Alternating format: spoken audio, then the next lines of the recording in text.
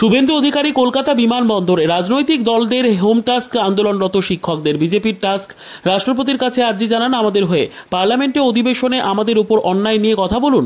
Jail যখন খেটেছি অন্য দলে যাব না, অন্য দলে যাবার হলে জেল খাটতাম না।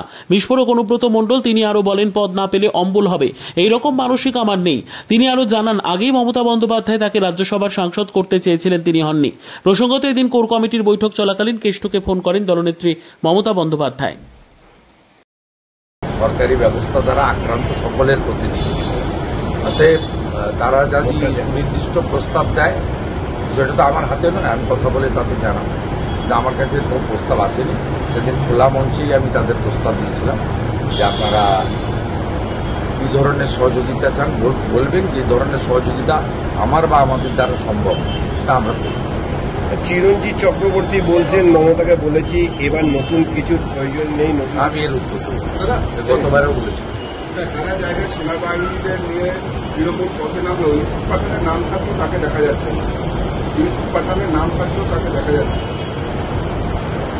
তিনি কেন নেই সে তো উনি বলতে পারবেন, আমি তো বলতে পারবো। উনি তো কমপ্লিটলি সাম্প্রদায়িক কার্ড খেলে জিতেছেন বহরমপুরে। উনি তো ওখানে ডেভেলপমেন্টের কথা বলে জেতেননি, সাম্প্রদায়িক কার্ড খেলে জিতেছেন। এবং ওদের ঘরের ছেলে অধীর চৌধুরীকে মুসলমানরা ভোট দেয়নি, যেহেতু ওর নামটা অধীর চৌধুরী।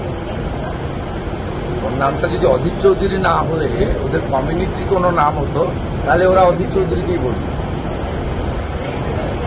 আমি ওখানে তৃণমূলের ভোট করেছি 2019 সালে। একটাতে আবু তাহের, একটা খলিলুর রহমান জিতেছিল। প্রথমবার তৃণমূল ওখানে খাতা খুলেছিল। আমাকে বহরমপুর লোকসভা কেন্দ্রে ৭৮,০০০ ভোটে অধীর চৌধুরী জিতেছিলেন অপূর্ব সরকারকে হারিয়ে। আমাকে তৃণমূল কংগ্রেসের মুসলিম নেতারা বলেছিল আপনি যদি কোনো মুসলিম ক্যান্ডিডেট দিতেন।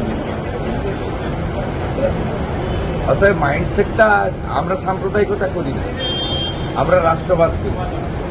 এটা উল্টো দিক থেকে হয়। অনুব্রত মণ্ডল বিস্ফোরক মন্তব্য করেছেন, বলছে পদ না পেলে আমার অম্বল হবে, এই রকম নয়, আমার মানসিকতা এরকম নয়। অলিখিত মুখ্যমন্ত্রী তো পদ নেওয়ার দরকার নেই। পদ হলে তো ওই পদে কনফাইন্ড হয়ে যাবে।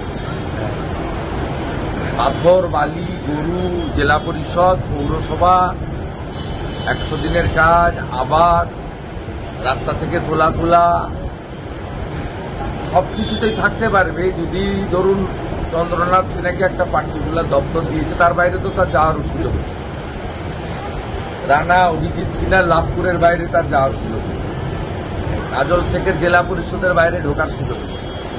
সব জায়গায় ঢোকার জন্য মিসলেনিয়াস যে স্কোপ, সেই স্কোপটা থাকে তখনই যখন মমতা ব্যানার্জির আশীর্বাদটা তার মাথায় থাকে। মমতা ব্যানার্জি ওখানে অন্তত 20টা প্রশাসনিক সভায় ডিএমএসপিদের বলেছে দেশটা যা বলবে শুনবে। দেশটা অসুস্থ, মাথায় অক্সিজেন কম যায়, অতএব পদ নেওয়ার দরকার নেই। ছোট মুখ্যমন্ত্রী, মমতা ব্যানার্জির আশীর্বাদ ছিল, সব জায়গা থেকে মাল তুলেছে। অভিষেক বন্দ্যোপাধ্যায় দিল্লি যাচ্ছে। আমি এসব খোঁজ রাখি, আমার প্রয়োজন।